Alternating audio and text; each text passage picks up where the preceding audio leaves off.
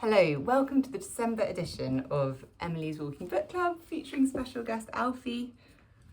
I just went to get him this chew and idiotically left him in here with the book, which he's now eaten.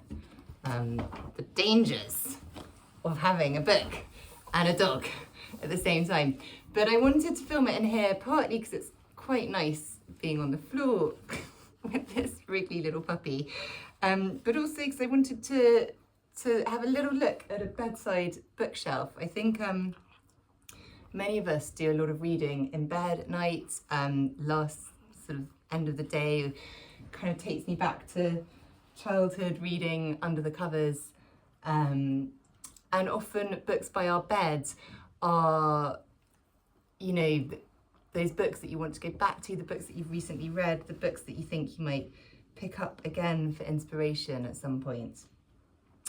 Anyway, I'm going to attempt to talk about The Dark is Rising, which was recently by my bed for this book club with this sort of wriggly puppy. I thought he would just sleep on my lap like last time, but that doesn't quite seem to be what's happening, is it, Alfie?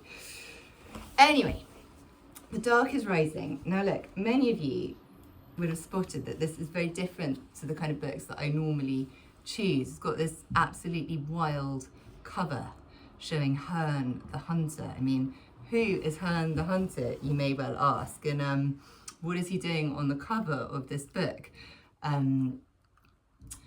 Susan Cooper wrote these books in the 70s. This is officially the second in a 5-book series, but it absolutely stands on its own. I mean, I'm currently in the middle of reading the 4th to my children. We've been kind of working our way through them.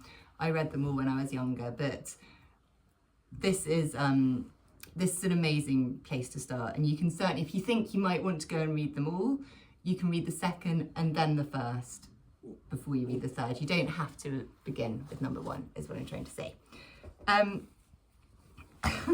Sorry for being a little bit distracted here. So this book it's a really special book to me, and it's a book that I think is very special to a lot of people, particularly writers. In fact, Robert Macfarlane has done masses to promote this book. Helen Macdonald is a big fan. Simon McBurney, The Complicity Guide, did this amazing adaptation for the BBC World Service last year, which I really recommend. And I think, God, it's kind of extraordinary. As I'm saying this to you, it literally feels like the dark is rising outside. I'm looking out of the window here and it's getting darker and darker by the second as the rain comes, which is kind of an important point in the book. It's all set around Midwinter and the solstice, at a time when the dark, both literally and metaphorically, is rising. You know, it is, the days are short, they're dark, it's dark outside. And I think our reaction to that as humans is to try and create our own light. You know, it's the time when we all come together and gather around the fire. You know, Hanukkah this time is very much the festival of lights, of gathering around candlelight. You know, you think of a candlelit church and carols by candlelight. I think so much, when there's so much dark out, we're looking for the light. And oh my God, he's eaten the chew. Help. Now, what's he going to chew next? We need to make more light, basically, when the dark is outside. And I think one of the reasons this time of year can be so hard is that if you have got something wrong with your source of light, you know, if your family isn't totally straightforward, if you maybe don't have so many friends and you're not being invited to a million parties, and or, you know, if you've lost someone very special to you and they're not going to be there at Christmas, if there's something troubling your source of light, it means it can't kind of fight the dark outside, and we do feel particularly sad, and I think it makes it a tough time of year. So definitely a good time to try and I suppose to try and help people find the light and bring light to people. I realised that in talking about this, I've gone into quite a kind of cosmic start. I think one of the things I really love about the best children's novels is that they go head on at ideas that are very, that are maybe quite hard to tackle. It's okay. It's okay. It's okay. Hello.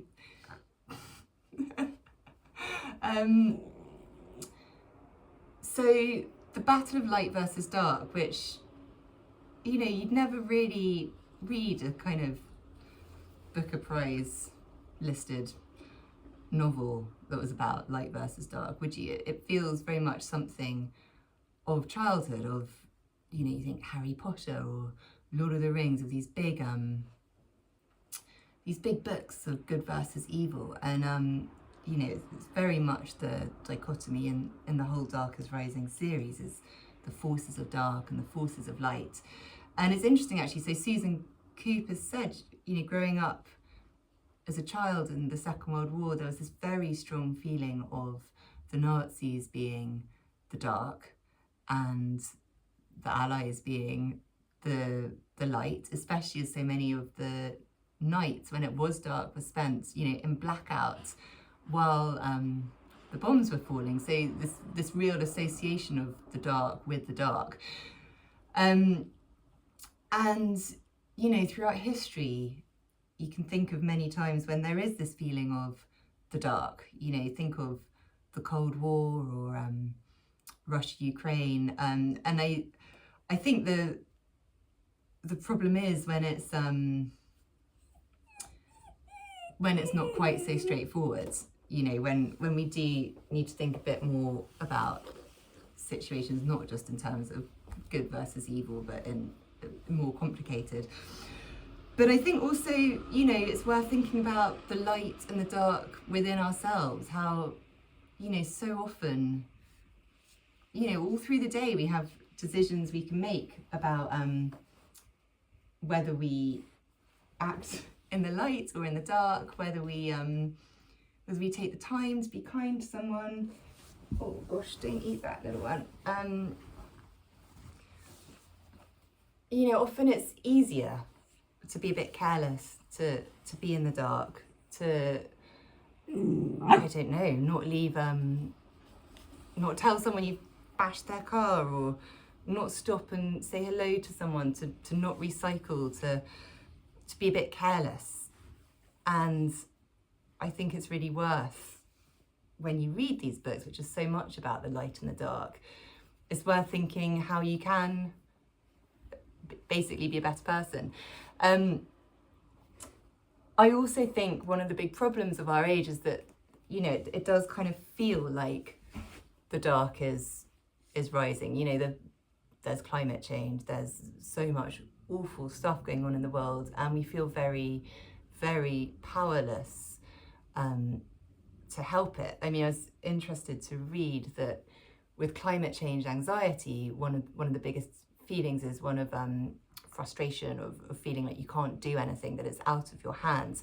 And I think maybe what makes these books, particularly The Dark is Rising, but perhaps other books where there's a strong light versus dark, light defeating dark narrative, is that the main character, Will, who turns 11 at the beginning of this book, he has agency. He is able to stop the dark because he is one of the old ones, and he has the help of Merriman and other old ones. So maybe when we are feeling, particularly at this time of year, that there is a lot of darkness around, it's deeply comforting to read a book where you empathise with the main character, who is a force of the light and is winning. I think that's a hugely, almost kind of cathartic process. And similarly, there are other aspects of the book that feel, unusual. You wouldn't really have them in an adult book. For instance, it's very much a time slip novel.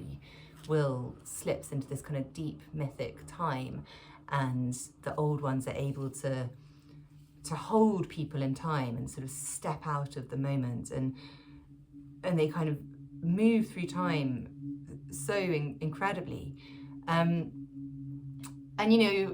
Unfortunately, we can't just slip between different times. Yeah, the scientists haven't quite figured that out. But I think it has definitely really made me rethink time. And, the big irony of this book is that so many people read it in the kind of at the calendar time that it's set. So you can read a chapter a day from the 20th of December when it begins, Midwinter's Eve, all the way up to 12th night. And I really advise doing that. It's really fun, and that's how the BBC World Service adaptation works as well.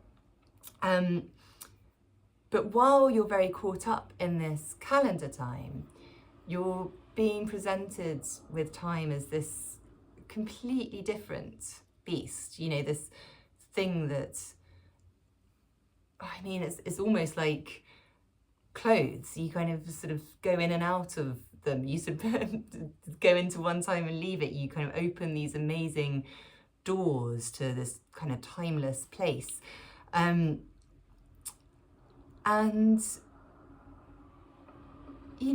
it's kind of crazy, really, that we think of time as going at just one speed. If you think about, I have to say, particularly as a parent, the 2 minutes when your child brushes their teeth feels incredibly slow. It feels like hours.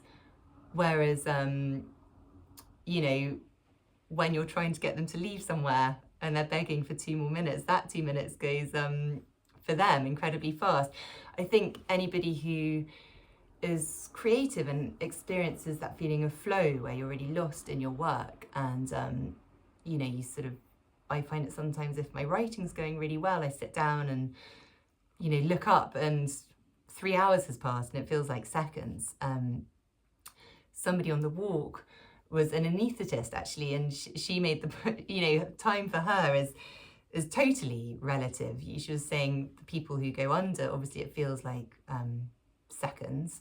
The people doing the operation, it probably feels quite slow, but slowest of all for the people waiting for that patient to come out of the operation. Certainly when my son was very ill, that 2 hours that I wasn't allowed to see him when he had a general anaesthetic were the longest 2 hours of my life. So I think time, this book is, what I'm trying to say is, having not really talked about the plot at all, is that this book has these big ideas in it. It makes you think about light versus dark. It makes you think about time as a relative, changeable thing. It makes you think about all sorts of myths and how myths are kind of entwined with the landscape.